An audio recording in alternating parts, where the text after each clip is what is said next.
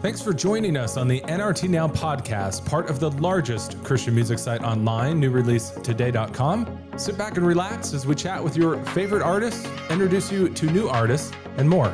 Now here's your host, Jake. Hey y'all, welcome to episode 55. Just so glad that you're here. So a couple quick things before we get into this episode here.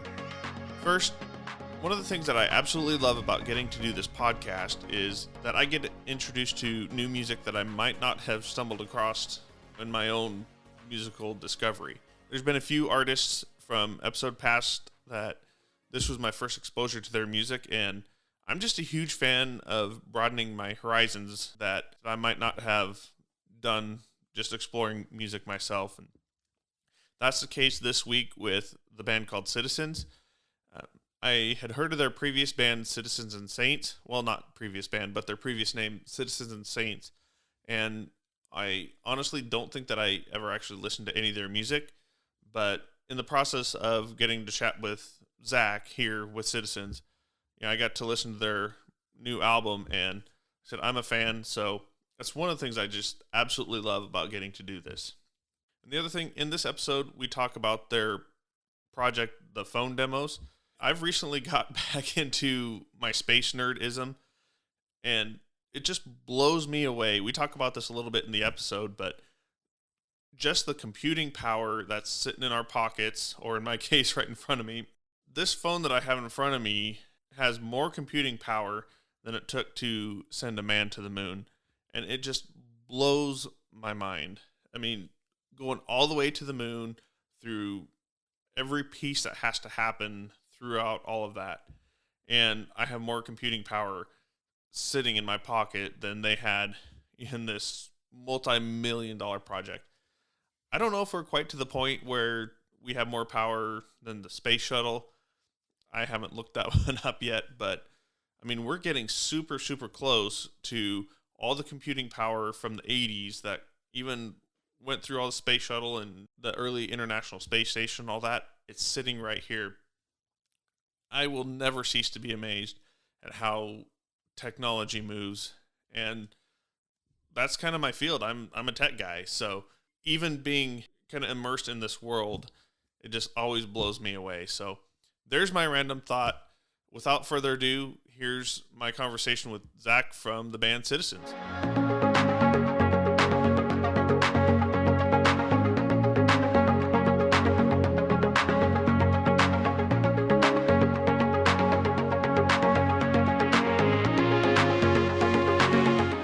This week we are hanging out with Zach from Citizens, and it used to be Citizens and Saints. It's good to have you here, man. Yeah, definitely.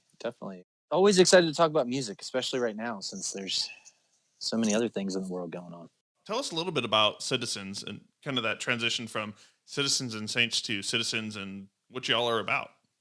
Yeah, right. Okay, so we started off as Citizens, and along the way we changed the name to Citizens and Saints, and for a couple of different reasons, and then decided to go back to Citizens just because went back to our heart of hearts where it all began, and we like the simplicity of that. And so we started off as a band. We all met in the same church, and we started how the band started is we just were taking like familiar hymns and then arranging them in a way that I think had a pretty fresh sound to it, more of a rock kind of thing, or alternative indie rock kind of thing. And we did that, and people really took a liking to that, and we kind of started thinking about writing songs. And so we did that for a long time. And then on our last record, we sort of took a little bit of a departure and made a record that was not a church song sort of record. And that record's called Fear. We did that record for a lot of reasons. Just wanted to make something that kind of addressed just, I think, really what so much of, specifically American culture, we tend to get lost in, just fear of the unknown. Absolutely. People we don't understand, cultures that don't make sense to us, and so we write them off, we stereotype, or we create boxes, or even now as we're, because we're talking about a lot more, we hopefully, if, we're listening, we're confronted by our own, racism at times too. And so that's really what that record was about. And then on for The Joy of Being, which is our most recent record, we wanted to make a church song record. And that's one thing that I've always really prided ourselves on, is that we try not to live by necessarily conventional wisdom, but really try and make the records that we believe we're meant to make for that period of time. And so we really felt like this record, The Joy of Being, was really needed for right now. And what's crazy is we had no idea. I mean, and this is true for most people. I mean, a pandemic was not in our, it was not something we saw coming, right? So, I mean, God clearly had something else in mind for this record, well beyond what we could have ever imagined for it. So some of your members, we're talking as we're getting set up here, actually comes from the same place that I come from.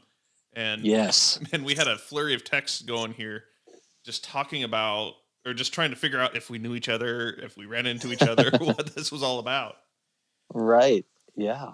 It's so nuts. Yeah. So Adam grew up in Casper, which is your hometown as well. Yep. And it's funny because we always joke. I do this thing sometimes at our shows, not always, but sometimes I'll introduce the band and I'll bring up that Adam is from Casper, Wyoming, and that it's okay because he's the only person to have ever left. And I always mess with him about it, but apparently he's not. So there you go. Yeah. Not the only person that's left. There's been, I know one other person. So the number's growing. So I Yes. gotta change my facts. I'm not sure if you'd call it an exodus, but there's a couple of people. Okay, a couple. That's good. That's good to know. I'd say it's borderline exodus there. So. Which is crazy. We're talking, there's a lot of talent in Casper, Wyoming, just musical and all that. There's a lot of great church worship there.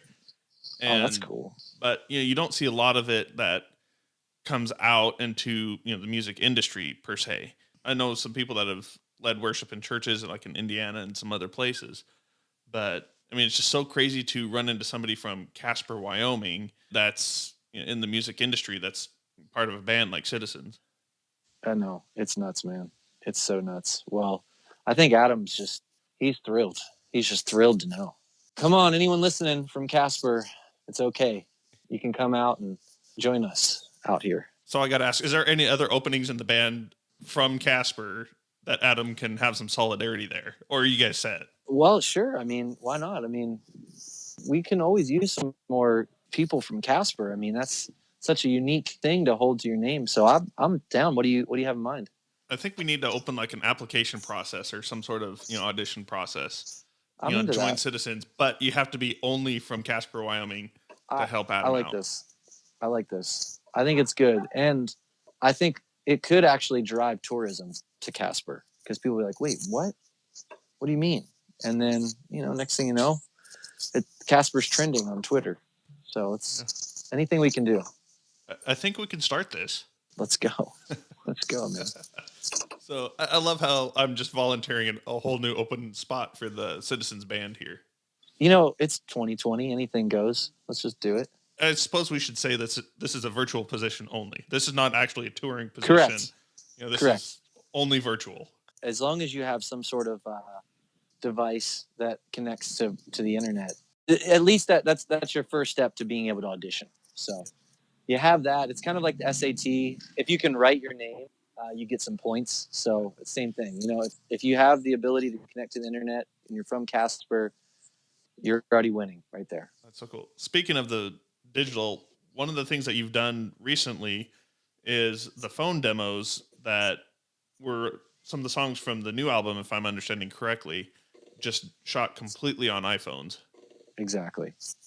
Yeah, we had the idea about 2 years ago. What kind of was driving the idea was I just felt like so much of the worship music movement there's been such, not even necessarily the industry so much, but more just churches. I feel like there's just been such a huge emphasis placed on production and things needing to be a really specific way that it seems that at times there's a lot of songs that get lost in the shuffle because they don't necessarily fit the style that someone wants or is expecting. And then, you have these great lyrics or great songs that just people never hear or never sing.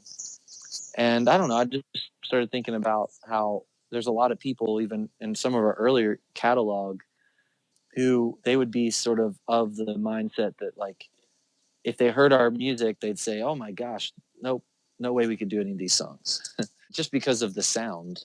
And I don't know, I just felt kind of dissatisfied by that, because you can't please all people, but at the same time too, I do think our music should, as much as we can, have an aspect to it, especially if it's church music, should have an aspect of approachability.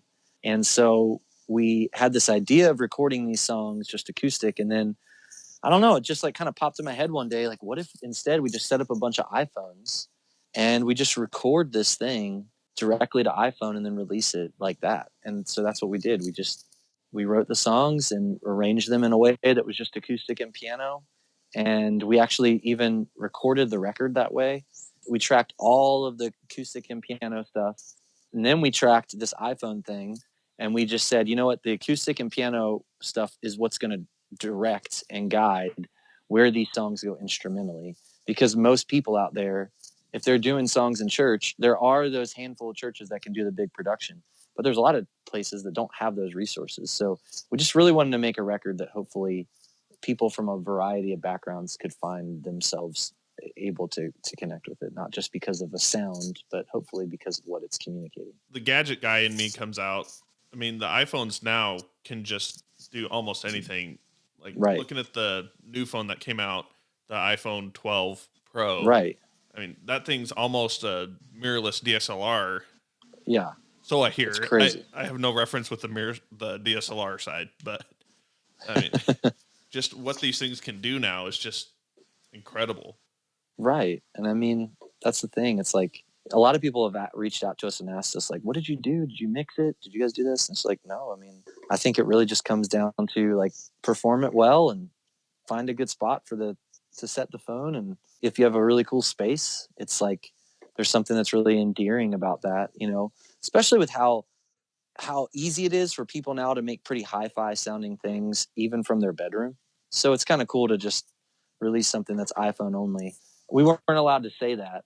iPhone wouldn't let us, but so we said phone demos, but they were all recorded on iPhones. Yeah. Those Androids just stay away. Didn't even try it. Didn't even think about it. So sorry, Android users. Man, that's so crazy that just the type of phone is almost like a Ford Chevy debate. I don't want to say it's quite like up to the point of political debate, but it's not far off. You know, I almost had a little slip there where almost, maybe it just felt like a tongue twister, but I almost said Android losers. So I don't know. I mean, I guess it really is. I guess it's deeply ingrained in us, the Ford Chevy thing, where I guess I'm on the Apple side and I'm willing to throw down on it, I guess, fight about it. I don't know. I find myself in a really peculiar place because I run iPhone, but I like the Androids better. It's more of a function of what I need. Huh. Yeah. Would really love to get back to an Android one of these days. And well, then there you go. See, I mean, that's the thing. It's like, maybe we're not so different after all, Android and Apple users, you know, but maybe we are. And maybe that's just what the world needs, is more things to just, you have your side and I have mine. I don't know about that, though. One of the things that I absolutely loved, and this is terrible of me, but just ruining the group text, being that one dirty green texture in the group. Oh, man. Just threw it all out for a loop. Yep. And the times when you're like trying to text that group and it's all green and it won't go through because whatever's going on, you're trying to text from Wi-Fi, or there's just some sort of random little thing. It's like, oh my gosh. My brother's an Android user, so I give him crap for it too. So, but he gives me crap. So nobody's winning, really, I guess. Yeah, I used to be that amongst my brothers, and it was like a homecoming when I finally got onto the iPhone train, and it was kind of weird, but it is what it is. I know. Well, maybe my brother one day will convert. Let's see. Well, you got to keep one person at least in the family, out of the loop. Just you got to have that one different viewpoint just to make sure that we're all well-rounded. You need the contrarian, and he's rolling hard on that, so we got it. I mean, if anybody joined the podcast like right there, they would think that we're talking politics or something like that. But no. No, just digital devices, just mobile devices. That's all. No biggie. Man. Well, and what's crazy about the phone demos was, I mean, it was the stripped down, empty churches, Yep. just everything like that. But that was pre-pandemic. That was not in the middle of Correct. this whole thing here. Yeah, we went to our church that we were part of. They rent a building, and so we were able to get in there in the middle of the week and set everything up, and we filmed it all, recorded it all, got it done, and then 2 months later, before we'd even released it yet, because we were waiting, we'd always planned to release it when we did, and then it just was kind of crazy seeing that just a few weeks after, or we released it a few weeks after, most churches were no longer meeting in person. So that was a pretty crazy thing. I mean, I think releasing a record on iPhone is one thing, but I think releasing it on iPhone going into a pandemic when people aren't gathering, it's filmed in an empty church building. I think honestly, for a lot of people, they found a lot of comfort and encouragement from that record for that very reason. Not because it was necessarily meant to represent what they were missing, but I think just because it offered sort of, I think, that raw and kind of rough sounding, or that rough sound and rough video. Like that's what so many churches were doing, filming things on iPhones and everything. So I'm really pleased with just how all that came out and came together for us. Well, yeah, and especially when all that hit, video equipment and everything that churches needed to get up and running was just not available due to production, or Exactly. All of a sudden the demand was crazy. So exactly. I think that was relatively indicative of what a lot of churches had to deal with at that time. So, and it almost seems like it was kind of a meet you in the moment, but not intended that way.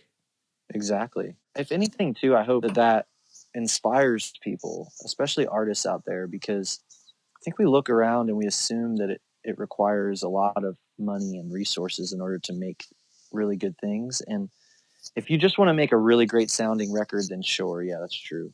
But I just think, man, music, especially like music with lyrics, if you really put the work in and work with other people, all that, to write the best possible songs that you can, it doesn't matter if it's recorded on an iPhone or if it's recorded on your vocals on $100,000 mic, like all that stuff, it might be a better sounding record, but it still doesn't change the fact that they're good songs. And if they aren't good songs, recording on $100,000 mic doesn't make the song all of a sudden better. Yeah. And I think that's the cool thing about the technology we have at our disposal, is it's like we have access to a lot, but that's not really the point. The point is to make the best art we possibly can. I hope that project inspired people in that a little bit. As we're talking about that, it reminds me of a buddy of mine. His name is John Tibbs, and he released just some songs from the bedroom. I forget the album title. It's demonstrably proven that I'm terrible with album titles in this podcast here. But yeah, he just sat his phone down in the room and just did some acoustic hymns. And there's just a power with that as well. And I think that's cool. one of my wife's favorite, just that kind of thing is one of her favorite things. Just that stripped down hymn and be in that moment. I love it. I have to check that out. Talk a little bit about the rest of the album that came out, not just the phone demos of it, but just the album as a whole, kind of the heart behind that and the songwriting. Yeah. I mean, we started to talk about this record a long time ago. In fact, one of the first songs we wrote for this record was the song All I Need. And I actually had that idea originally for another band. I was producing their record and I sent them over just the music of that song. I don't know, sometimes this happens. You get a musical idea and it already feels lyrical. It feels like it's singing to you already. And that doesn't happen often, but that song definitely did. And it kind of really sent me on a trajectory of wanting to discover more songs like that and wanting to really think through, what is it that we're trying to say with this music? What are we trying to say with these songs? I started seeing a theme, and the theme that was popping up was just this idea of finding joy and being loved by God. There were a lot of other songs that I was writing, and Brian, who's another guy in the band, we were writing together, that we didn't even put on this record, that we will release at some point. but really are continuing to tell that story, because I just had this thought one day where I was just thinking about John 14 through 16. Jesus is addressing sort of a lot of these aspects of God's presence with us. And one of those is where he talks about abiding. I was thinking about how when it comes to faith, we oftentimes talk about our souls being empty, and we talk about being dry. And I don't mean to take anything from that. This is more of a semantics thing, I suppose. I don't know. But we use that language, and then in our worship gatherings, we have songs that are talking a lot about needing the presence of God to come and meet us where we are, and calling for the Holy Spirit to come meet us, and you're welcome here, and all these different things. But what is really, when you read through the Gospels, that's like never a part of the conversation. Jesus is affirming his followers and telling them that this promise of the Holy Spirit, of a helper that he's going to send by way of the Spirit, Jesus will always be present with us, is what he's communicating. And so I had this thought of our souls, and we talk about them being empty and dry, when in fact our soul is like this home. And Jesus comes knocking, and we invite Jesus in. And C.S. Lewis even talks about this a little bit. And Jesus begins to renovate and begins to make a home within our soul. And now Jesus is there. And so anytime we're feeling empty and dry, is it because our soul is empty and dry? I don't think so. I think it's because we've decided to wander outside the gate and to walk outside into some field or down some other road, away from this home, away from this soul. And we think, oh, I'll find it here. I'll find satisfaction here. And we don't. We get so far away, and it's like, oh man, I just feel like I don't know what to do. And the thing about the joy of being is finding contentment and just being still before God, and knowing that he is a good, gracious, loving God, and that God is the one that ultimately gives us a heading, is our guide, is our light. That's really what so much of that record is meant to convey and communicate. Is it's so much more about who we are than about what we do. And I think in this case, when we are confident in who we are, we're comfortable to recognize and accept that our greatest satisfaction in life is now and will always be found in Jesus. That's so good. I was watching a little bit of Torrin Wells' event not long ago. He had one talking about the intersection of culture and faith. And I think it was Travis Green that was talking about just culture and counterculture, and what you're talking about just being home kind of emphasized what he was talking about in my mind. He was talking about culture is counter to God's will, or counter to God's culture. So, when That's we're talking about being counterculture, are we really? I know it kind of seems like a tangential connection, but as you're sitting there talking about that just literally just popped into my brain of, if this is home, we feel dry and empty and just out of sorts. If we start feeling like we're out of culture, counterculture, and just kind of out of place, where is home? What is home? What is the culture that we should feel comfortable in? And like that literally just popped into my brain as you were talking about that. Yeah, that's cool, man. I mean, and that's what it is. I mean, I think that ultimately you see all throughout the Old Testament in so many different ways. I mean, obviously we use the Psalms a lot, but we see it just even in the story, like the nation of Israel, and how their whole story is narrated throughout the Old Testament in a lot of different ways and forms, but oftentimes talking about, the presence of God being in the temple, the tabernacle, and there being these mediators and these different people that God has appointed, from the Levites to the different priests that God, and of course the prophets that God is raising up in order to intercede on behalf of his people. And all those things are true, and all that's there, except when Jesus comes, he initiates a new covenant. And now it's not about going to a place, it's actually about being in a place. And that's God willingly choosing to abide in us, not in a building that we construct, but actually in a building that he's constructed, and which is us. He wants to dwell with us. Like that's crazy when you think about that. That was just something that I honestly, I started thinking about that a couple years ago, and I haven't stopped. Talking a little bit more about this album, one of the things that you've really made an intentional push for is just bringing some strong female worship leaders into collaboration on this album. Yep, we did. And that honestly was pretty top on our list even before we had finished writing the record. it's such a weird time to release a church song record because Yeah. people are trying to figure out how to do church right now anyway. So introducing new songs is, some people are doing it and some people are kind of like, we just got to do what's familiar for a while, and that's great. But one of the things that we did with this record is we actually lowered a lot of the keys in order to make it more singable. There's not a perfect key, but trying our best to make the songs approachable for both men and women. So we thought, well, let's also have some really amazing women sing on this record as well. And a lot of that stemmed from just thinking through, we are a band. Like, we don't represent a church. We don't represent a ministry.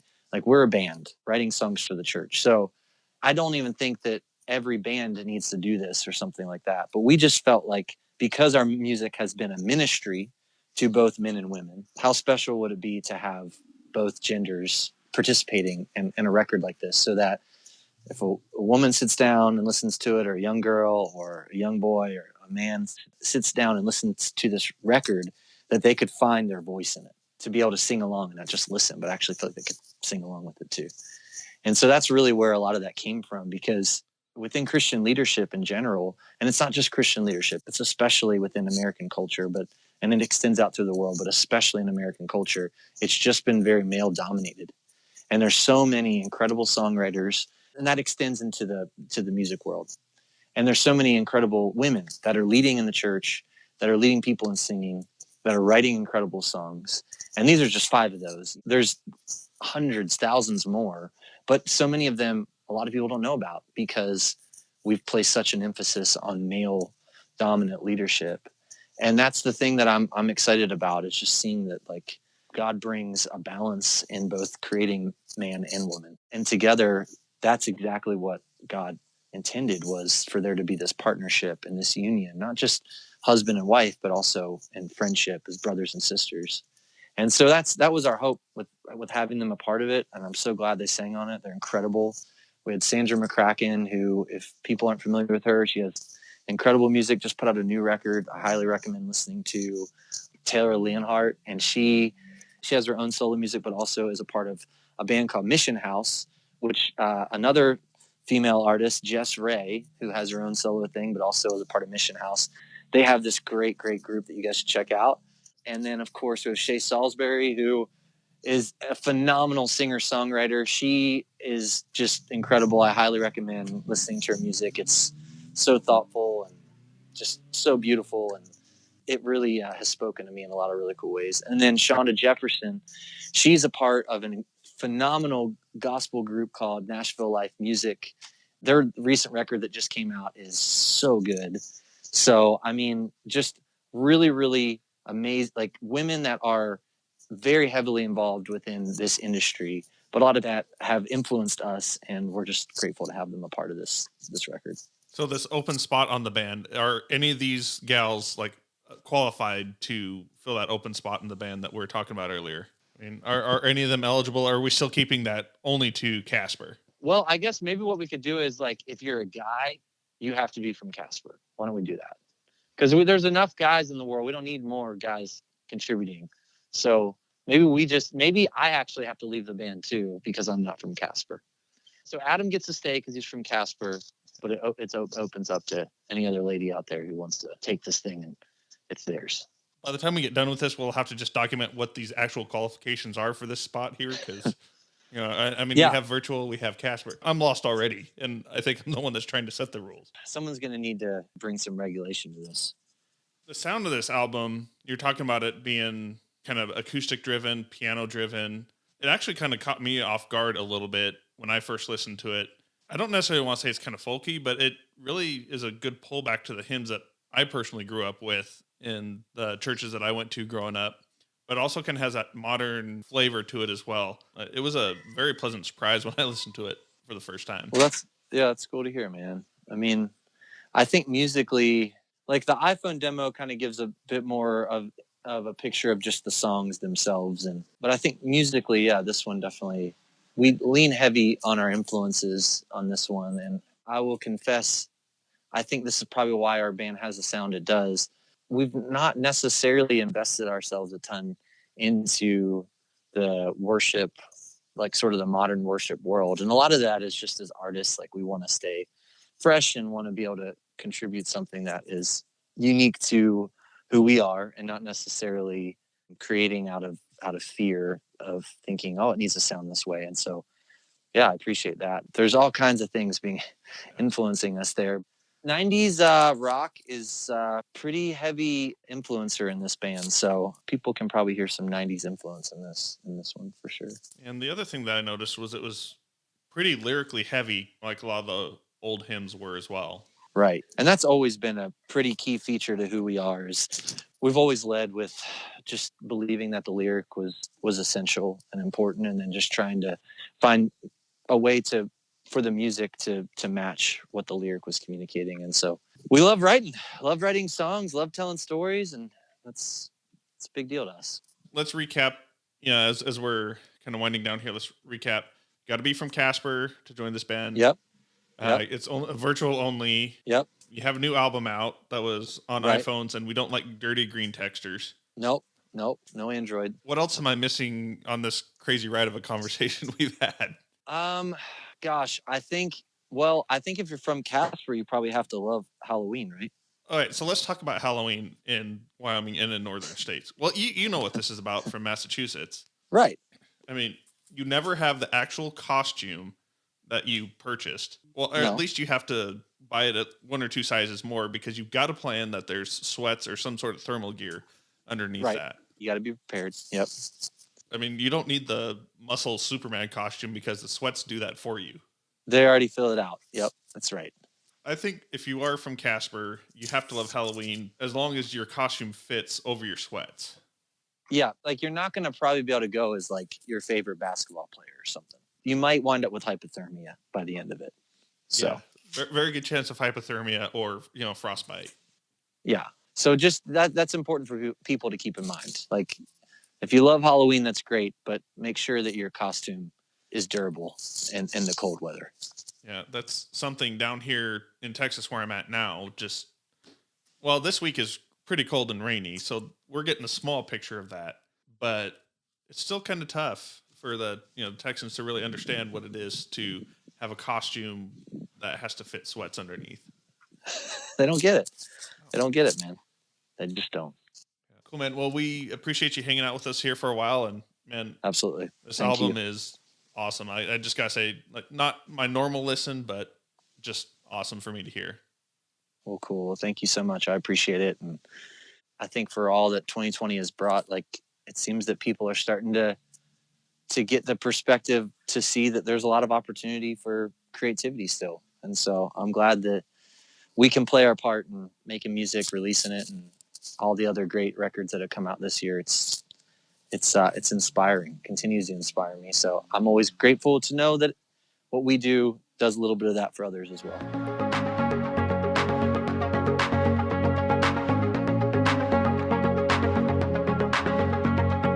Thanks for hanging out with us for this episode of the NRT Now podcast. Be sure to subscribe on Spotify, Apple Podcasts, Stitcher, or wherever you listen to podcasts.